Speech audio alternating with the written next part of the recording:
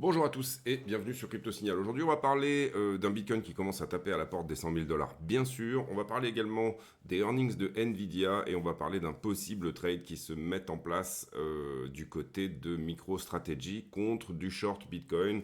Ça va être assez intéressant. Allez, intro.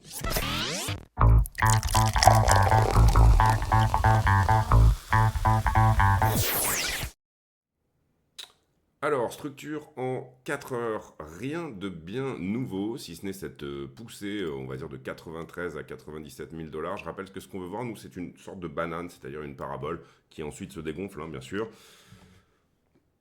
En soi, euh, personnellement, c'est quelque chose que j'ai évoqué hier, mais qui n'est pas, bien sûr, une certitude.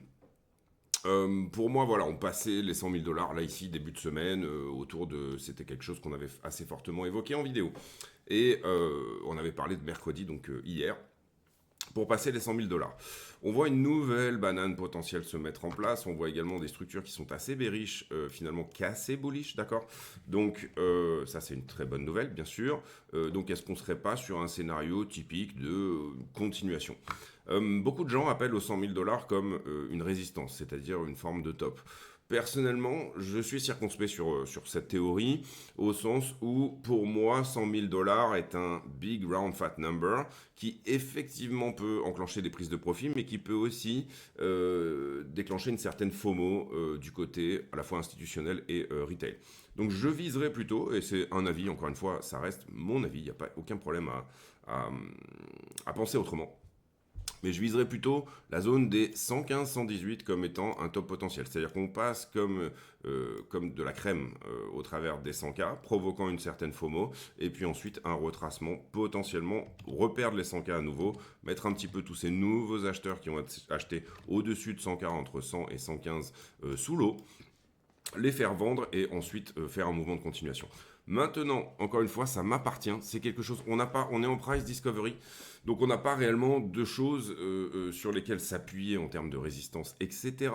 Si ce n'est le momentum du moment, d'accord. Donc à partir du moment où on perd du momentum, eh bien, on peut se dire que éventuellement ça vient à provoquer une éventuelle correction.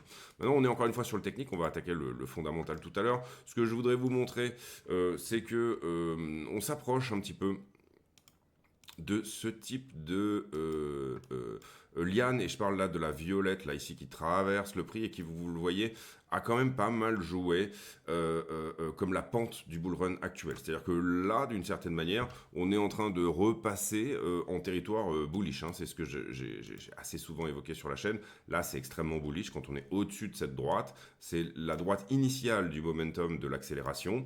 Et à chaque fois qu'on s'en approche, alors soit elle provoque une réaction, et là vous voyez, c'est typiquement la même chose, cette espèce de montée larvée qui d'un coup s'accélère, on corrige, on rebondit quelque part au-dessus ou au-dessous, et ensuite, pour moi, voilà, on est potentiellement, encore une fois, je parle potentiellement, dans une structure typique de ce genre-là.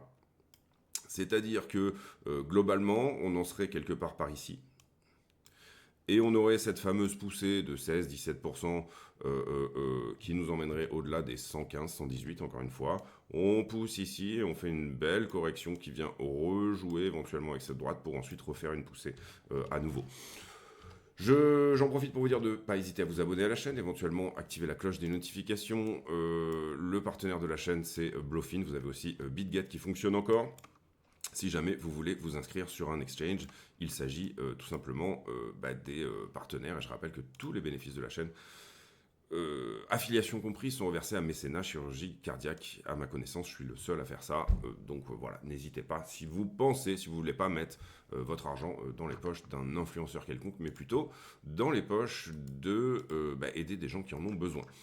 On a des super trades en cours. On va pas les montrer. C'est pas la peine ici de faire le fanfaron.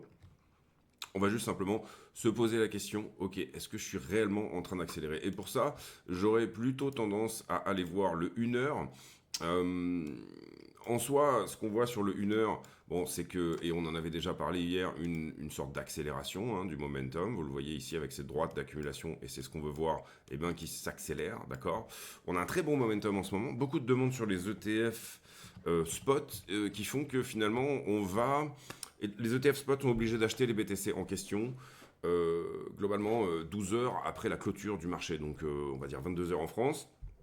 Vous avez jusqu'à 10 heures du matin, vous avez 12 heures, et c'est pour ça qu'en ce moment on pousse quand même pas mal sur les sessions asiatiques, parce qu'il y a probablement de l'achat de la part des ETF directement sur le spot la nuit après les bons résultats d'entrée sur les ETF.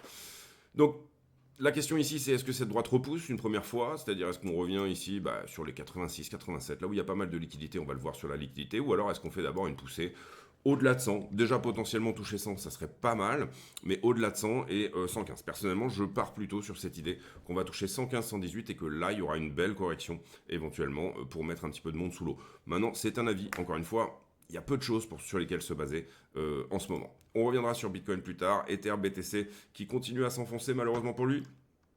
Maintenant, c'est Bitcoin qui prend le momentum. On l'a vu, Bitcoin a fait un ATH de dominance autour des 61,43. Il a littéralement pété la gueule du 4 heures qui était ici, qui pouvait bien évidemment se poser en résistance. Désormais, si jamais on devait monter ce 4 heures, vous voyez c'est pareil, on n'a plus grand chose sous les pieds. Vous avez rien qui touche là ici. Donc on peut le virer. On a quelque chose en daily pour le coup, et si aujourd'hui on voit une jolie correction sur BTC en daily, je dirais que ça serait éventuellement l'endroit sous lequel repasser pour se dire que la dominance BTC a topé, c'est-à-dire que si aujourd'hui on passe des 61, 42 à sous les 60% de dominance, cette résistance ici en weekly qui par 4 fois, 5 fois même a fait résistance, eh bien continuera à résister. Si jamais on passe ce niveau-là, on peut tout simplement se dire, et là c'est pas rocket science, encore une fois, c'est pas la peine d'avoir fait Harvard, se dire que BTC va toucher une nouvelle fois le haut de son canal dans lequel il est en termes de dominance. Cette montée, certes assez larvée, mais extrêmement propre, qui nous emmène BTC à chaque fois vers des plus hauts en termes de dominance. Je pense que c'est un joli slot pour Ether. Maintenant, encore une fois, ça reste vraiment mon avis. La structure reste baissière, donc bien sûr, attention à vous si vous mettez des billes là-dedans, dans cette idée que Ether va désormais surperformer Bitcoin. Sur Ether, le support daily, vous le voyez, il est globalement quelque part par là. Nous, on se bat entre un 4 heures et un autre, et pour le moment, on est sur une très jolie structure de latéralisation. D'ailleurs, c'est prenable en intraday, 3200 à 300. À 3000, pardon, tout à fait prenable. En soi, on va dire que Ether étant potentiellement en structure de réaccumulation, on va dire également que cette structure ici en biseau a cassé, donc théoriquement on peut viser le haut de la vague 2, c'est-à-dire 3312.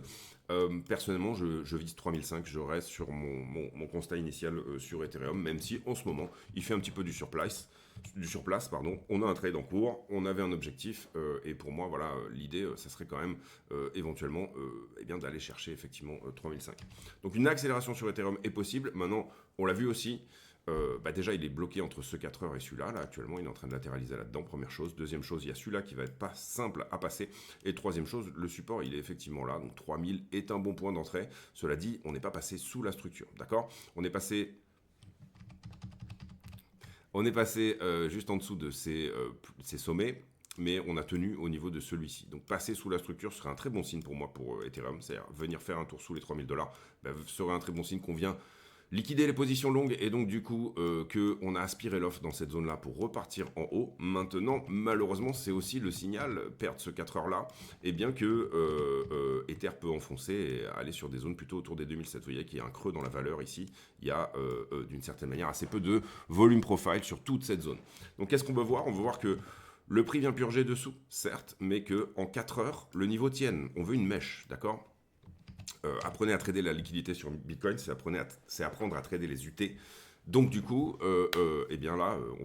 l'idée serait de préserver ce 4 heures là et de préserver le support dans son unité de temps, c'est-à-dire ne pas faire une ouverture-clôture en 4 heures en dessous de ce niveau, mais simplement faire une prise de liquidité et être acheté systématiquement pour revenir chercher le top. En soi, je continue à viser 3005 encore une fois, et plus sur BTC, j'ai des runners qui vont jusqu'à 5 ou 6000. Maintenant, c'est pas très joli, on est d'accord, mais c'est parfois aussi quand c'est pas très joli, et bien qu'il faut, on va dire, sortir le calibre. Les altcoins et leur dominance. En 4 heures, cet excès d'entrée sur BTC nous a fait rejeter sur cette zone-là. Je visais plutôt légèrement au-dessus. Moi, je visais plutôt ce qui fait résistance à peu près par ici. Maintenant, bon, le prochain support, s'il doit y avoir, c'est l'ancienne borne du range ici d'accumulation. On ne veut pas que ça réintègre ça. On veut que ça bouffe, ça rebondisse et que ça dégage vers le haut. Est-ce qu'on a quelque chose en termes de target? Alors, c'est de la dominance, donc attention à ça, mais... Bon, vous avez une espèce d'épaule, tête-épaule ici, avec un creux plus important là. Voilà, vous avez des choses qui peuvent vous dire qu'éventuellement, on est simplement au retest d'une forme d'épaule, tête-épaule. Pour moi, c'est plutôt un triple bottom au sens où les épaules ont énormément enfoncé ici. Hein. En général, on s'attend plutôt sur une épaule tête-épaule inversée à un rapport de 2 sur 1 ou de 1 sur 2. C'est-à-dire que l'épaule enfonce de 1 tiers ou enfonce de 50% du sommet. Au-dessus de 50%, ça peut, c'est tout à fait plausible, mais on lui donne peut-être moins d'importance et moins de substance. Stablecoin dominance, on va voir d'abord ce qui est minté hein, du côté des USDT. Ça minte pas mal, ça continue à minter fort. Donc ça, c'est de l'argent qui attend sur le côté. Ici, c'était plutôt positionné à l'achat. Hein. Vous le voyez qu'on mintait beaucoup moins. Là, on a même une belle zone d'achat. Là, ça reminte, ça reprend, ça reminte. La market cap de l'USDT est en train d'augmenter. Donc on a une market cap des stablecoins qui augmente tout en ayant finalement une stablecoin dominance qui est à la diminution. Ça veut dire que dans la part d'un gâteau qui grossit, si j'ai 4% de stablecoin, par exemple, là on est en ce moment autour des 5,5, si j'ai 5% de stablecoin, et que le gâteau des stablecoins est en train d'augmenter, donc c'est l'argent, encore une fois, qui est sur le côté, on en a quand même une partie qui est en train d'être mintée et d'être prise pour tout simplement entrer effectivement, alors plus sur Bitcoin que sur le reste, mais c'est propre. Sur la structure, on va dire, de la stablecoin dominance, bah, pour moi, c'est relativement propre pour venir sur ces zones-là, c'est-à-dire les 3,30, 3,70. Pourquoi? Parce que là, j'avais une impulsion, ici, j'ai une correction, et on peut s'attendre à une impulsion supplémentaire tant qu'on ne perd pas la trend de distribution qui est ici. Voilà, on va voir comment ça se met en place. Il y a des supports. Ici, celui-ci a été perdu. Vous le voyez, il a été retesté comme résistance. Donc c'est bien. Derrière, il y a un petit support sur la zone sur laquelle on est. Il a fait support ici. On est peut-être en train de l'enfoncer actuellement. Derrière, il y a le support ultime de tout ce qui, vous le comprenez, si jamais il ne cassait pas, nous donnera une structure de retournement. Mais à ce stade, on peut dire que dans ces UT, éventuellement, impulsion, correction. Si je me mets en weekly sur la stablecoin dominance, je vais essayer de ne pas faire trop long sur la T. Je peux au moins me dire, bon, ok, j'ai eu une impulse, j'ai eu ma correction en flat ici, j'ai eu une impulse, j'ai eu ma correction en zigzag ici, je m'attends à une impulse supplémentaire. On a le droit de dire également, je m'attends à ce que ça corresponde à la 3, c'est-à-dire de dire je vais avoir la même impulsion ici que ce que j'ai eu là, d'accord? Donc viser 3,8 de dominance, personnellement je trouve ça très bas. Parce qu'on a de l'API sur les stablecoins, il y a un rendement, il y a une adoption des stablecoins qui fait que, en théorie, puisqu'on regarde de la dominance, ils ne peuvent pas aller à zéro, entre guillemets. Maintenant, ce qu'on peut voir vraiment ici, c'est quand même ce type de mouvement qui est peut-être en train de se mettre en place. Avoir des stablecoins avec une market cap des stablecoins qui augmente, on l'a montré sur l'USDT, autour des 3,70, comprenez bien que ça correspond à un run supplémentaire sur la crypto. Ce que vous avez là sous les yeux est le canal d'adoption depuis leur création. Alors là, on a 2020, on pourrait prendre une autre charte, excusez-moi, parce que c'est pas, voilà, prendre celle-ci. Ce que vous avez sous les yeux ici est le canal d'adoption des stablecoins. Qu'est-ce que ça veut dire ? Ça veut dire qu'auparavant, on avait ce canal d'adoption. Les stablecoins étaient de plus en plus importants dans la market cap des cryptos. Ici, on trouve un double top. Et derrière, on fait une superbe correction en canal, ici également, qui nous fait sortir de ce canal initial. D'accord? Donc ici, il y avait danger, hein, on va dire, puisque ça correspond à chaque bottom de bear market. Et ça correspond à chaque top. Excusez-moi, c'est l'inverse. Chaque top ici et chaque bottom ici. Et là, on est en train d'enfoncer l'histoire, littéralement, et de sortir de l'adoption des stablecoins. On parle souvent... pour une innovation, puisque les stablecoins sont une innovation sur le marché de la crypto, de courbe en S, c'est-à-dire que j'ai d'abord des early investors qui rentre là-dessus. Et puis ensuite, j'ai probablement une latéralisation. Alors, quelle en sera la teneur, on ne sait pas. Et puis ensuite, j'ai effectivement une adoption ultime. Là, c'est si jamais les stablecoins devenaient, par exemple, un moyen de paiement, vraiment au jour le jour, etc. Toutes ces choses-là. C'est pour ça que les États se sont énormément battus pour que les stablecoins algorithmiques n'existent pas. Hein. La chute de Terra Luna a probablement été provoquée par l'intelligence d'un État, on ne va pas dire lequel, mais il n'y a pas photo là-dessus. Et dans des moments où finalement, justement, Luna commençait à se collatéraliser en Bitcoin, ça a fait très mal, bien sûr, au marché. Cela dit, donc on ne veut pas de stablecoin algorithmique. Pourquoi ça? Tout simplement parce qu'on veut que les stablecoins soient adossés sur des bons du trésor. Puisque on veut financer de la dette avec du stablecoin, d'accord. Donc c'est pour ça que les issuers, les personnes qui sortent du stablecoin ont cette obligation dorénavant, que ce soit pour l'USDC, donc Circle, qui le fait très bien, et que ça soit pour l'USDT qui le fait un peu moins bien. On est plutôt sur du collatéralisé Bitcoin, collatéralisé minage, collatéralisé certes sur des emprunts à court terme sur les bons du trésor américain, sur l'USDT. Mais il faut bien comprendre qu'à un moment donné, il y a eu cet enjeu qui posait un problème dans la crypto de dire stablecoin algorithmique, ça pue. Et désormais, c'est bon. Tout le monde est en train de dire c'est de la merde.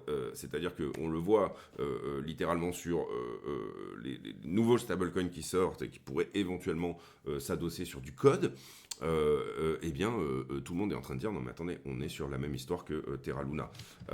Et voilà, on peut estimer que Alameda Research, on peut estimer que Jane Street, qui étaient des boîtes dans lesquelles bossait SBF avant, etc., et de la connivence entre SBF et les démocrates, il y a quand même eu une forme d'opération qui a été rondement menée.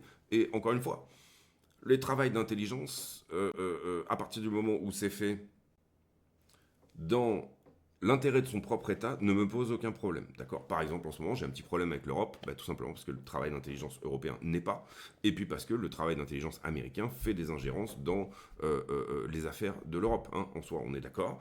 Et donc voilà, bon, on va pas faire ici, mais encore une fois, potentiel courbe en S. La question étant, où est-ce que je latéralise, d'accord? Est-ce que je latéralise dans ces zones-là, etc. Et la question étant, c'est pas tellement un problème d'avoir des stablecoins qui reviennent désormais à 48% de dominance, par exemple, dans la mesure où le gâteau grossit. Si j'ai un gâteau qui fait x20, 48% de dominance, vous comprenez que ça laisse de la place aux cryptos pour largement se développer. Voilà ma vision des choses un petit peu, une potentielle courbe en S. Early adoption, comment se passe une courbe en S? Alors, en général, on a donc cette poussée, donc ça, c'est les early investors qui se disent, ok, là, on se rappelle très bien, je pense que c'était dans ces eaux-là, du Summer of DeFi, ici. Donc, c'était le moment où vraiment la DeFi devient. Et puis, derrière, adoption par la majorité, ça prend du temps, ça latéralise, ça prend une certaine forme de stabilité, et puis ensuite adoption par la late majority, d'accord? C'est la courbe de l'innovation, courbe en S de l'adoption d'une innovation. Ça l'a fait avec la voiture, ça l'a fait avec Internet, ça l'a fait avec voilà, des tas de choses. On passe sur le fondamental, on reviendra sur Bitcoin en fin de vidéo dans des petites UT. Le fondamental, alors d'abord, Coinbase qui remonte dans le classement, là on regarde est-ce que les retails sont plus ou moins positionnés, est-ce que ça va potentiellement déclencher de l'achat au spot, parce que Coinbase n'est pas forcément connu pour être le meilleur endroit où trader les futurs, même s'ils l'ont mis en place, on est quand même plutôt sur de l'achat spot, et là vous voyez qu'on était 72e hier, on est passé à 27 aujourd'hui. Sur Twitter, les afflux sur les ETF qui sont excellents. 773 millions, on fait en ce moment que des journées à 800 millions, à part petite pause, hein, on a eu même une petite journée de sortie, on a eu d'abord un 400 millions, donc la moitié, ensuite une journée de sortie, ensuite on est remonté au milliard, ou quasiment, en tout cas c'est très propre de ce côté-là, et c'est ça que je vous expliquais, aftermarket, on a très souvent, pendant les sessions asiatiques, des jolies poussées, parce que je pense que les desks OTC sont vides, donc à partir du moment où on garde de l'afflux sur les ETF, eh bien on a potentiellement quelque chose d'intéressant à faire. Et Ether qui fait du moins 30. Il a fait du moins 40 hier, là il fait du moins 30, donc c'est pour le coup bien moins joli pour Ethereum que pour le reste, en tout cas en termes d'investissement ETF institutionnel. Bitcoin aux portes des 100 000 $. Je pense que c'est à Versailles, hein, cette porte-là, ou à Vincennes, je ne sais plus. C'est la porte dorée. Je pense que c'est à Vincennes. Eh bien, voyons s'il les passe. Et puis là, petit billet d'humeur, hein, petit, oui, billet de pensée, mais vu le premium qu'on voit sur MicroStrategy, c'est-à-dire que MicroStrategy avance plus vite que le Bitcoin, donc il y a une vraie demande pour MicroStrategy. Ça semble relativement évident que les hedge funds ont mis en place une stratégie où ils achètent du MSTR, donc du MicroStrategy, et short Bitcoin en parallèle. Il faut bien comprendre que partout où il y a un premium, euh, eh bien, il y a un intérêt. Je vous donne un exemple. Euh, je vous donne par exemple un premium qu'on pourrait qualifier de taux de change. Vous pouvez emprunter dans un pays et vous pouvez revendre, enfin acheter des actions plutôt avec cet emprunt. Typiquement le yen contre le dollar, il y a des taux quasi à zéro et je vais prendre du yen, l'échanger contre du dollar et aller le placer sur des bons du trésor américain. Ne ce soit que ce soit sur le taux de change, il y a déjà quelque chose d'intéressant à faire en plus parce qu'il y aura probablement à un moment donné une inversion de ce mouvement. Donc quand je vais empocher la différence, je prendrai un petit premium. Il y avait un trade qui s'était mis en place comme ça et c'est ce qui a bien poussé au niveau du bull run 2020-2021 et qui s'était fait avec Grayscale. À l'époque, Grayscale avait un fonds GBTC. Il y avait un énorme premium sur pour le coup, il était à payer. Et c'est le cas sur MicroStrategy. Hein. Il faut comprendre que vous payez plus cher, mais qu'en parallèle, si vous shortez, il se peut si le premium continue à augmenter, quand vous vous mettez à vendre, et bien que vous empochiez en plus le premium. D'accord. Donc là, il y a probablement une stratégie qui se met en place. On le voit aussi potentiellement, hein, bien sûr, sur de l'achat spot ETF. C'est-à-dire que je parle ici de MicroStrategy parce qu'il y a le premium, mais en plus sur de l'achat spot ETF, on peut estimer que en ce moment, Bitcoin est pas mal shorté, tout simplement parce qu'il y a de l'institution dessus. D'accord. C'est ce qui peut aussi provoquer, tout simplement. Et on a vu l'arrivée des options, j'en ai parlé encore une fois suffisamment hier. On passe sur Wall Street Journal qui nous parle de la Chine, comme quoi il serait en train de construire 30 000 miles de high-speed rail, donc de TGV dont il pourrait potentiellement ne pas avoir besoin. En ce moment, Wall Street Journal est totalement dans le déni de tas de trucs. À quel moment vous pouvez vous dire que la mobilité dans votre pays n'est pas une bonne chose? Est-ce que c'est pas une bonne chose que nous, on ait construit des lignes TGV et qu'il y ait une mobilité rapide des gens? Je vous pose la question. Minage de Bitcoin en Russie, Floki sur Coinbase, faux mots institutionnels, ce qu'il ne faut pas louper. N'hésitez pas à aller voir cet article si jamais ça vous intéresse sur Journal du Coin. ETH-BTC, le ratio drop à des niveaux de mars 2021, ça on en a déjà parlé. Bitcoin qui dépasse les 97 000 avec le cross rally. Bitcoin, alors il y a cette idée de Cynthia Loomis qui est une sénatrice aux États-Unis et qui nous dit que si on achète 1 million de bitcoin, on peut potentiellement, dans 10 ou 20 ans, avoir réglé le problème de la dette américaine. Alors c'est possible. Maintenant, bon, il suffit de faire le calcul rapide. 35 trillions de dettes à l'heure actuelle, en imaginant qu'elles n'augmentent pas dans les 20 prochaines années, divisé par 1 million de bitcoin, ça fait tout simplement 35 millions par bitcoin. D'accord. C'est pareil, c'est pas la peine d'être rocket science. Voilà, 35 millions de dollars par bitcoin. On va pas dire que c'est nécessairement une target qui est inatteignable, mais il faudrait que Bitcoin atteigne. Déjà, il faudrait que le dollar se casse la gueule, à mon avis. Commencer à parler, comme le fait Michael Saylor, de 13 millions de dollars par Bitcoin. Ça veut dire qu'on aura un petit problème avec le dollar. Je ne sais pas combien vous paierez votre baguette du coup. Mais voilà, en tout cas, si ça se fait rapidement, bien sûr. Il y a un petit problème avec le dollar de toute façon, c'est pareil, c'est pas la peine d'être Einstein pour le comprendre. Mais il faut bien comprendre ici que oui, ça paraît un petit peu. Pour moi, c'est un petit peu tôt ce Bitcoin Act. Je voyais ce genre de choses arriver plus tard. Maintenant, Trump a mis sur les rails toutes ces idées-là et Cynthia Loomis a sauté sur l'occasion pour tout de suite présenter le Bitcoin Act. J'ai lu ici ou là que BlackRock n'était pas fan de cette idée.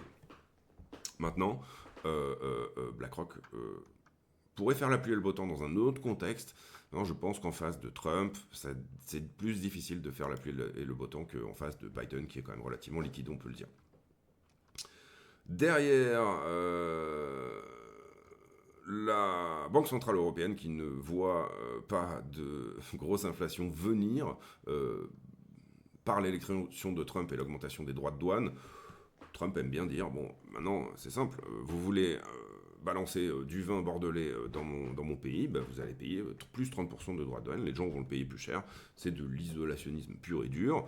c'est d'une certaine manière pas ce sur quoi l'Europe s'est bâtie. L'Europe s'est plutôt bâtie sur du free market, parce que ça a été ça sur lequel on nous a poussé pendant extrêmement longtemps.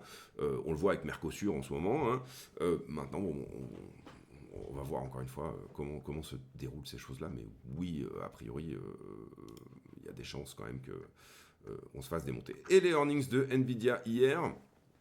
Alors ici, on nous dit, oui, on comprend pas, l'action, enfin, on comprend pas. Non, l'action diminue, les earnings ont été plutôt bons, mais c'est la marge opérationnelle de Nvidia qui a été un petit peu altérée.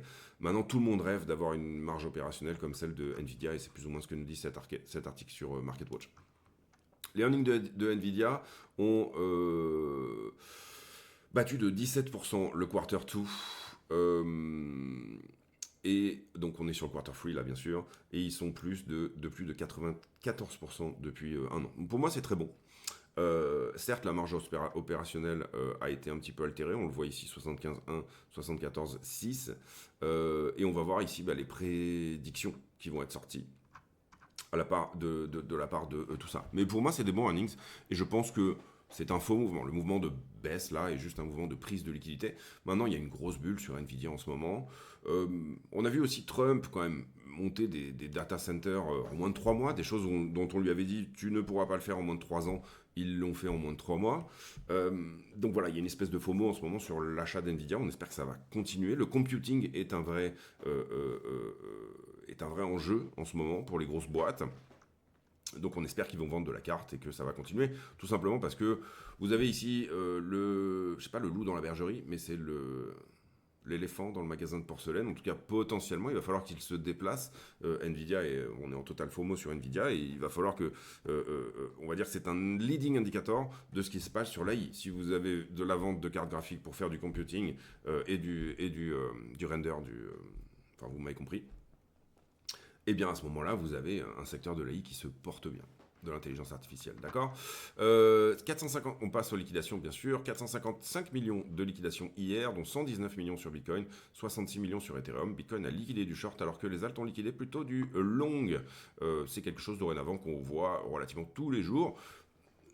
Et le lendemain, on le voit en inversé, c'est-à-dire que vous avez des rotations mid-cap qui se font, mais quand Bitcoin donne une petite latéralisation, et ainsi de suite. Donc ça, c'est relativement normal, hein, on va dire en bull market.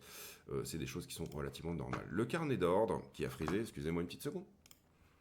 Le carnet d'ordre, un petit peu de vente entre maintenant et les 100 000, mais vous voyez que c'est pas incroyable. Globalement, vous voyez que vous avez presque la même chose en face à l'achat entre les 95 000 et maintenant également. Donc là, c'est pareil, je ne considère pas que ça soit une petite chose qui se passe ici autour des 134 bitcoins à 98 000 à la vente, 153 à 99 et 286 à 100 000. Peut-être une petite défense des 100 000 qui s'organise, même si vous voyez, elle est en train de se dissiper, puisque là, il y avait plus de monde. Hein. Là, on était plutôt à 600 bitcoins, et désormais, on s'est ravisé, on est plutôt à 300.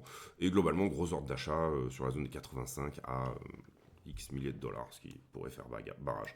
Globalement, on voit quand même qu'on a plutôt un marché qui est intéressé à l'achat au spot, plutôt qu'à la vente. Marché en levier, on a pris ce niveau de short là. Vous voyez que malgré un prix qui monte, c'est toujours un petit peu la même chose. On a un funding qui descend, d'accord. Donc on est toujours shorté sur le top avec un open interest qui augmente. Donc on a ce point-là désormais à venir chercher. Est-ce qu'on a des divergences sur la route? Là j'avais non, pas vraiment de divergence, pardon. Ici ça diverge pas plus que ça. Et à partir de là, le funding augmente quand même vachement moins vite que le prix. On peut estimer qu'il y a peut-être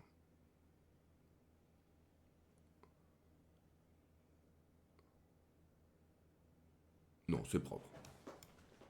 Donc on reste sur un point de short à venir prendre en haut, mais qui est petit. Et pour le coup, les gros ordres, la grosse poche de liquidité se trouve désormais à 86 à la liquidation longue. Ok, un petit tour sur iBlock.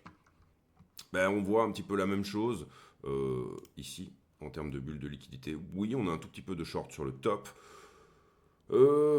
Si vraiment il y avait collatéralisation, 95 est une bonne target pour tout ce qui est extrêmement frais. Une belle poche de liquidité à 91, mais vous voyez que les points sont pas gros. D'accord, les gros points ils sont là. Là il y a de l'argent, là il y a de l'argent, là il y a de l'argent. Donc 94, si on devait vraiment corriger. Et on le voit également sur la heatmap des 1 semaine. Alors vous voyez, on n'est pas assez au travers de tout ce qui se passait ici en short. Légèrement shorté sur le top, c'est pas ouf non plus. Vous voyez qu'effectivement, et c'est ce qu'on a vu sur le funding, on a quand même plus de short que de long hein, sur la one week. Le gros de la liquidité, si jamais vraiment il y avait un gros retournement, une mauvaise nouvelle, etc., il faudrait viser, je pense, désormais 86. On a un peu de liquidité à 75, mais voilà, désormais, la fraîcheur de cette liquidité-là est en train, c'est un peu comme au marché, vous privilégiez plutôt soit la quantité, soit la qualité, c'est à vous de voir. Mais en soi, ici, on voit 82 est la zone sur laquelle on a été fortement longué depuis le push qui a été fait ici. Et on voit que 65 est la zone où il y a pas mal d'ordre à prendre. Donc ça, c'est en cas, non pas de cataclysme, hein, mais d'énormes sell de news. Une perte de 30% sur Bitcoin est toujours possible. Qu'on soit à 100 000 et qu'on retourne à 65 n'est pas la fin du monde. C'est tout simplement des mouvements logiques où le marché vient essorer un petit peu. Maintenant, pour moi, à chaque fois qu'on est shorté ici sur le top, et c'est une stratégie de hedge, je le rappelle, et qu'on a des achats sur les ETF spot, eh bien le prix vient tout simplement aller chercher petit à petit ces choses-là. Globalement, sur la 3 mois, 85 en bas, 65 sur du trade de position bien plus long. Hein. Vous comprenez que la poche des 65, elle a, allez, on va dire, ouais, elle a globalement un mois tout pile. Donc là, c'est vraiment des traders de position quasiment. Ici, on est sur des traders de swing, puisque 12 novembre, on est le 20, c'est plutôt 1 semaine, d'accord. Donc, tout à fait possible. Maintenant, pour moi, tant qu'on tient le momentum, et c'est ce que j'ai longuement expliqué sur toutes les vidéos ces derniers jours, tant qu'on tient un momentum qui accélère, je vois pas de raison que ça s'arrête, sauf à perdre le momentum, d'accord. Donc, c'est ce qu'on avait dit ici quand on avait plus ou moins ce support en 4 heures. Voilà, pour le moment, ce que je veux voir, c'est un momentum qui accélère. Je veux pas avoir de perte de ça, je veux pas avoir de perte de ça, je veux pas avoir de perte de ça, je veux pas avoir un retour ici, par exemple. Ça serait certes moche de décaler à 90 alors qu'on est aux portes des 100, mais tant que je vois une banane se former, ben, je me dis, bon, on peut peut-être avoir un push sur cette banane-là, quoi, voilà, tout simplement. Parce qu'il y a en ce moment un petit peu du monde, il y a en ce moment un petit peu du retail, il y a en ce moment un petit peu de la demande. C'est pas incroyablement incroyable, mais on peut éventuellement se dire que ben, on est sur une phase de continuation. Ici, ce momentum-là était mal mis. L'accélération, elle aurait dû se mettre comme ça. Et pour le moment, vous voyez qu'en 15 minutes, elle est perdue. D'accord. Donc aucun problème avec ça. On ne peut pas toujours tenir un truc vertical. D'accord. Je trouve que ce qui est en train de se positionner ici en 15 minutes n'est pas une baisse ardue. C'est-à-dire que dès qu'on casse, excusez-moi, ça va charger la charte un petit peu, mais c'est pas grave. Au moins, on a quelque chose de vraiment didactique. Tant qu'on n'attaque pas ici le creux qui est là, hein, pour moi, voilà, ou celui-ci, mais je dirais plutôt celui-là, tant qu'on l'attaque pas violemment, on passe pas ici en dessous, et qu'on vient à casser la distribution qui est ici, petite distribution en 15 minutes ici, qu'on vient à la casser, bah, qu'est-ce que c'est? C'est potentiellement un fanion, un flag, appelez-le comme vous voulez. Et donc du coup là, l'idée c'est toujours un peu la même chose, hein, c'est-à-dire je reproduis un mouvement impulsif à la suite d'une correction et je reproduis le même mouvement à partir du bas de cette correction. Imaginons qu'on vienne attaquer le bas ici, 96 400. Eh bien voilà, c'est 100 000, d'accord. À voir, hein, encore une fois, il faut casser la distribution pour ça, ainsi de suite et ainsi de suite. Le prochain support, vraiment gros support, s'il devait y en avoir, on va se mettre en 30. Bon, bah pour le coup, c'était la borne du range précédent. Hein. On est plutôt ici, je dirais, sur la zone des 92. On a un support oblique ici, certes, mais ça reste que du momentum, d'accord. On en a un là à 95, 478. Ici, boum, ça repart. Si jamais on tient ce momentum-là, et c'est ce que je voudrais voir, si jamais on perd celui-là, on a celui-ci qui est en dessous, mais qui est, je trouve, moins cohérent.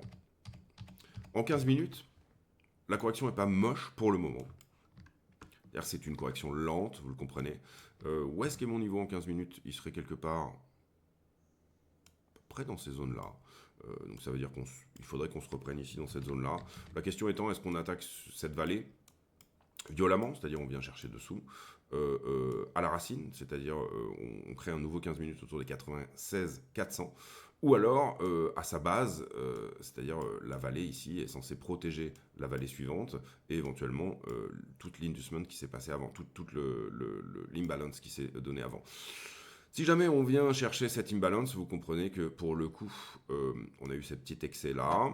Et là, pour le coup, on est dans une correction plus symptomatique qui nous emmènerait sur le support ici, d'accord, qui était une résistance avant et qui pourrait éventuellement donner le support. Et là, pour le coup, c'est 94,7.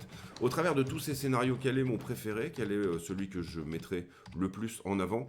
Ben, encore une fois, l'idée ici, c'est une accélération du momentum. Donc, pour moi, on doit accélérer avant ça, d'accord.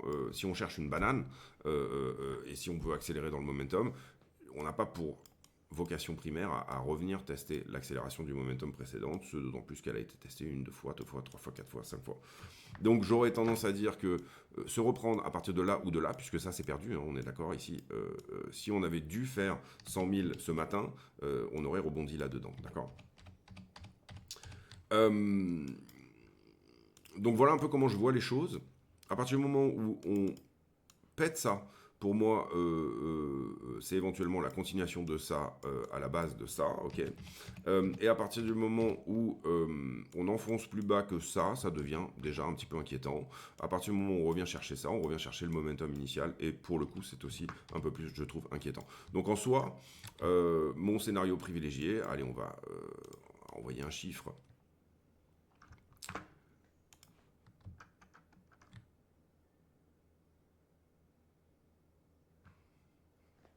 Support en 1 heure, il est 34. Bah, j'aime bien ce 15 minutes là. D'accord. La racine ici, donc potentiellement, j'ai mis 15 minutes. Oui, j'ai mis 15 minutes. Potentiellement, ne pas attaquer ce pic par le bas, d'accord. Maintenant, tout à fait possible qu'on vienne chercher quelque chose plutôt par ici. C'est-à-dire, quelque part entre 96,9, là où on est actuellement, pour un rebond. Hein, vous comprenez que là, il y a une forme de support. Ici, on a une belle correction. D'ailleurs, on va descendre dans les UT. On va aller jusqu'aux 1 minute. Là, voilà, ok, on l'a, il est là. D'accord. On est légèrement au-dessus en fait, hein. On est plutôt quelque part par là. Voilà. Là, on n'a jamais pour le moment, en tout cas après c'est possible qu'on le fasse, encore une fois, le 1 minute, ça reste pour du 1 minute. On n'a jamais clôturé un 1 minute depuis, depuis cette nuit, pardon, 6 heures du matin. Et donc c'est une zone où potentiellement ça rachète, d'accord. Ça rachète, je ne serais pas étonné qu'on vienne prendre la liquidité, c'est-à-dire qu'on transforme ce 1 minute en 15, hein. Vous voyez qu'ils sont à peu près au même endroit. Mais en soi, c'est un endroit où le prix peut provoquer une réaction. Je vous invite à aller voir le prix en 1 minute parce que c'est des choses que les gens font pas, ils trouvent ça un peu ridicule, etc. En fait, c'est la meilleure manière d'apprendre et de trouver cette idée de prise de liquidité, de niveau et toutes ces choses-là. 1 minute, 5 minutes sont, moi, des UT que j'affectionne particulièrement. Cela dit, vous voyez ici, on est en train de batailler en ce moment avec le support. On voit quand même une distribution qui peut certes casser, hein, que ce soit sur ce 15 ou sur ce 1. Encore une fois, j'ai pas trop de doute qu'on pourrait venir chercher sous la structure légèrement. Et comment expliquer ça? En soi, ce qu'on veut voir, c'est que ce 1 minute tienne et vienne casser cette distrib en 15, d'accord. En général, qu'est-ce qui vient casser quelque chose d'oblique? C'est quelque chose de horizontal. Donc on ne veut pas voir une capitulation, je dirais, des acheteurs sur cette zone-là. On veut les voir continuer d'accumuler et à chaque fois que ce 1 minute tienne ses promesses. Voilà un peu l'idée. Là, vous voyez qu'on est en dessous, aucun problème. Encore une fois, vous pouvez le montrer en 5. Il sera légèrement au-dessus, d'accord. Bon, voilà, 5, 15. Voilà, en tout cas, vous voyez que c'est des endroits où vous pouvez du coup travailler des entrées pixels. Ça ne veut pas dire qu'on va casser, qu'on va y aller et qu'on va continuer. Ça veut dire que pour le moment, vous voyez qu'on est racheté sur cette zone-là. Donc pour le moment, vous pouvez vous dire, bon, bah, ça va continuer un petit peu comme c'était le cas juste avant. Si jamais on met en place quelque chose de parallèle, plus un flag qu'un fanion, je parle ici du 15, bon, globalement, vous voyez que si on cherche la parallélitude de l'histoire ici, pour le coup, c'est ce 15-là qui pourrait faire quelque chose. 5 minutes, pardon. Là, vous avez un petit 5. Si le prix doit purger sous la structure et faire une prise de liquidité plus importante, on avait été accumulé ici en 5, donc il n'y a pas de raison qu'il n'y ait pas une réaction, à minima une réaction sur ce 5. Et là, vous aurez votre flag, vous aurez votre correction en 1, 2, 3, et potentiellement une cassure de cette distribution pour une continuation. Ce qui changera légèrement votre target qui était ici positionné ici, et je me repositionne à partir de là, tout simplement. Donc fanion ou flag, ça c'est un peu la question, perte du 1 ou du 15 minutes actuel et continuation ou pas à la hausse, parce qu'il est tout à fait possible qu'on soit sur une structure de top. Encore une fois, on parle ici de scénario privilégié, on n'a pas tout le temps raison. Personnellement, j'ai raison à peu près 65% du temps sur en tout cas le mouvement, les targets, etc. Par contre, sur les points de réaction, j'ai globalement raison à peu près 80-90% du temps. Ça veut dire que c'est pour ça que j'ai des très bonne perf en intraday, parce que je suis plutôt bon pour aller chercher les endroits où le prix peut réagir, mais ça veut dire également que en ce moment je m'accommode d'unités de temps bien plus longues pour tout simplement dégager du temps pour moi, etc. Et ça c'est hyper agréable aussi. Là où avant je passais un temps incommensurable devant les écrans, en ce moment finalement je suis en train de m'acheter un petit peu plus de vie de famille, toutes ces choses là, etc. Pour une perf qui est très légèrement moindre, mais pour le moment ça se passe très bien. Et également au niveau santé, je vais mettre la part belle prochainement plutôt sur mon portefeuille d'investissement, c'est-à-dire que je vais devoir passer du temps sur, je le sais, mon portefeuille d'investissement et peut-être moins passer du temps sur mon portefeuille de trading. Je trouve aussi que l'endroit où on trouve des points de réaction et des endroits intraday où on peut venir chercher quelque chose, eh bien on le trouve, comment expliquer ça on le trouve plus facilement dans un marché de liquidité que dans un marché de FOMO potentiel, d'accord. Donc du coup, c'est relativement excellent de mettre l'accent sur le trading pendant des périodes de consolidation ou un peu plus compliquées, ou des périodes de prise de liquidité, hein, tout simplement, alors que ça reste plus facile de performer sur de l'investissement, entre guillemets, en bull run. Et c'est là qu'il faut être extrêmement précis et travailler beaucoup sur ses targets. Où est-ce que je veux aller? Quel est mon plan? Quel est mon scénario? Etc. Voilà un peu l'idée. On verra dans 5 minutes si ce niveau a tenu. Vous voyez qu'il y a, là, pour le moment, il est légèrement enfoncé. Je pense même que le 1 minute a été perdu. Oui. Ou pour le coup, vous voyez qu'on avait des réactions ici. Et si on devait chercher du 1 minute, on devrait le faire désormais un petit peu plus bas. Quelque part par ici. Il reste encore quelques petites touchettes. Du coup, en 1 minute, c'est pas relevant, c'est pas logique, on va dire, de garder ça. J'irais plutôt chercher plus de touches. Et l'idée ici d'entrer pixel, c'est tout simplement de se dire, ok, on peut pas faire énormément de choses en 1 minute. Le prix peut dropper, hein, il peut dropper très fort sur BTC. Le 5 minutes, du coup, est par là. Le prix peut dropper, il peut dropper très très fort sur BTC, et ce, dans une time frame très petite. Maintenant, en 5 minutes, on aura moins le temps de faire des choses que ce qu'il se passe sur, par exemple, du 4 heures ou du daily ou ce genre de choses. Donc voilà, ce qu'on veut voir ici, c'est une mèche, pas de corps de bougie entier sous ce niveau en 5 et ou en 15. Maintenant, vous voyez qu'on a fait un petit tour, on a sorti du long ici, d'accord. En général, c'est assez souvent, on vient venir créer plutôt un flag, une structure qui vient chercher tous ces longs, d'accord. Et il n'y en a pas énormément, mais voilà. Et on dégage vers le haut. Mon scénario privilégié, ça reste quand même qu'on ne fera pas un flag, mais qu'on fera une correction un peu plus sharp. Et pour le coup, on aura effectivement un momentum sur lequel se baser, légèrement plus haut, comme ça, voilà, admettons qu'on soit à peu près sur les niveaux actuels. On aura plus ou moins un momentum sur lequel se baser pour cette accélération du momentum qui est éventuellement quelque chose qu'on veut voir se mettre en place. Si jamais c'est pas le cas, vous voyez que là on est toujours dans une accélération du momentum, y compris si on vient chercher 96, et vous voyez également que on a un momentum en dessous ici autour des 95, si on y va aujourd'hui, 95 à peu près, qui peut faire support également. Pour le moment, en tout cas pour moi, ça reste très haussier. Je vois pas de raison de shorter cette histoire-là. Mais vous avez des niveaux shortables en intraday, hein, notamment vous en avez un magnifique ici en 5 qui refuse pour le moment, d'accord. Là vous le voyez ici, c'est là où on est distribué, ok. En ce moment on a du mal à venir prendre la liquidité au-delà de ce fameux 5 minutes là. Je vous laisse là-dessus, j'espère que cette vidéo vous a plu. On a abordé plein de trucs différents, mais voilà, je trouve que ça reste super intéressant de le faire. On se retrouve demain pour une nouvelle vidéo. J'ai pour habitude de clôturer mes vidéos en posant une question à la con, c'est-à-dire une question qui n'a rien à voir avec le prix du Bitcoin, mais qui peut nous permettre de converser de choses et d'autres. En l'occurrence, la question du jour sera...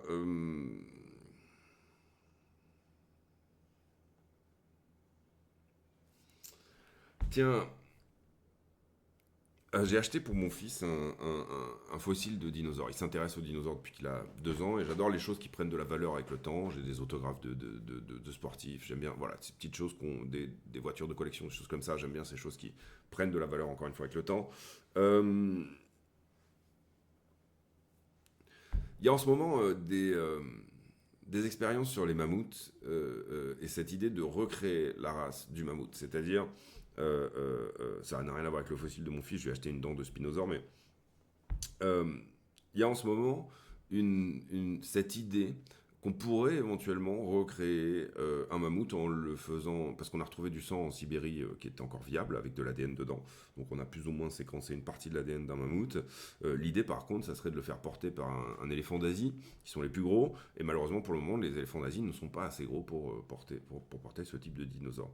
Donc l'idée initiale c'est de faire grossir des éléphants d'Asie par... modification génétique et puis ensuite d'enfanter un mammouth. Qu'est-ce que vous pensez de ça? Est-ce que vous pensez qu'on joue à Prométhée un petit peu, on joue avec le feu, en jouant avec le génome comme ça ou les séquences, ou alors est-ce que c'est plutôt pour vous l'idée d'une science qui avance et qui vous fait rêver? Donc question aujourd'hui de bioéthique. Voilà, qu'est-ce que vous pensez de cette idée de recréer un mammouth pour de vrai? On se retrouve demain pour une nouvelle vidéo. À très bientôt, portez-vous bien. Bravo à ceux qui se tapent 45 minutes de ma tronche et ma voix tous les jours. Voilà, commentez en vidéo, likez et n'hésitez pas à tout simplement venir partager avec des amis ou quoi que ce soit ce channel. À très bientôt.